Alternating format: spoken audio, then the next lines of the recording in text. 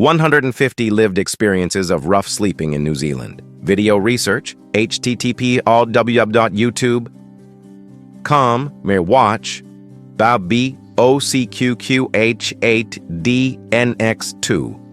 The issue of rough sleeping in New Zealand is a complex and urgent crisis, reflecting systemic failures and demanding immediate, multifaceted solutions. Here is a synthesis of 150 opinions on the matter, organized into key themes. Systemic failures and leadership. There is a profound sense that government leadership has been irresponsible and incompetent, neglecting its most vulnerable citizens for decades. The cancellation of the census has been seen as an attempt to deny the scale of the problem. Many feel that after 32 years, and even 183 years, nothing has changed for those at the bottom. There is a strong call for new leadership that will tackle the root causes of homelessness rather than applying temporary band-aid solutions. A recurring demand is for human rights to be entrenched in New Zealand law to guarantee safety and dignity for all. Housing and economic injustice. The core of the crisis is the housing market. Rent is universally seen as too expensive, a problem exacerbated by corporations buying up houses. The solution proposed by many is for the government to build purpose-built public facilities. These would include not just shelter, but warm spaces, kitchens, bathrooms, and help centers.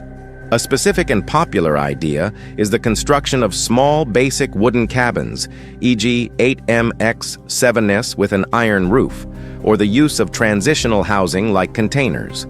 The vision for a home is poignant and practical. A door with a lock, a lino floor, a rail for towels, a shelf for food, and a simple bed with a foam mattress and wool blankets.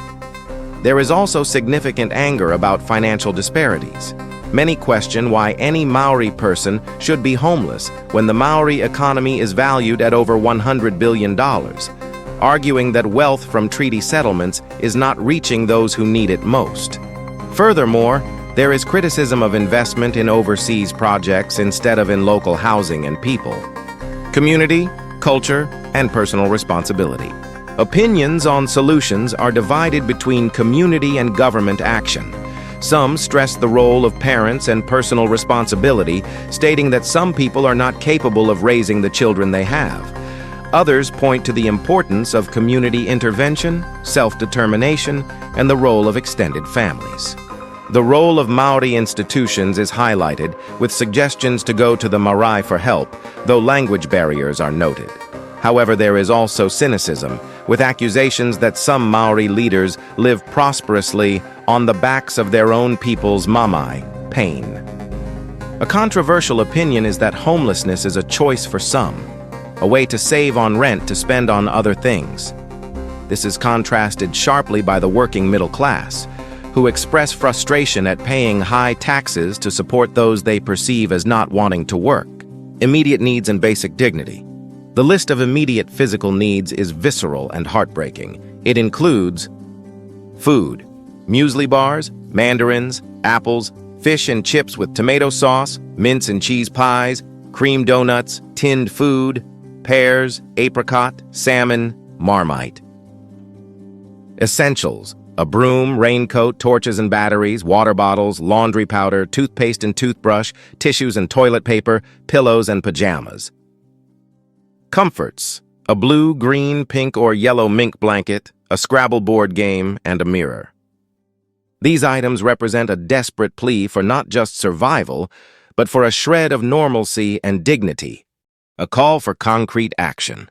In conclusion, the public sentiment demands a cap on rent to make housing affordable, government-built shelters and cabins as immediate, low-cost solutions, investment in public facilities with kitchens, bathrooms, and support services, a renewed focus on root causes, including mental health support, family education, and poverty reduction, empowerment of communities to find local solutions.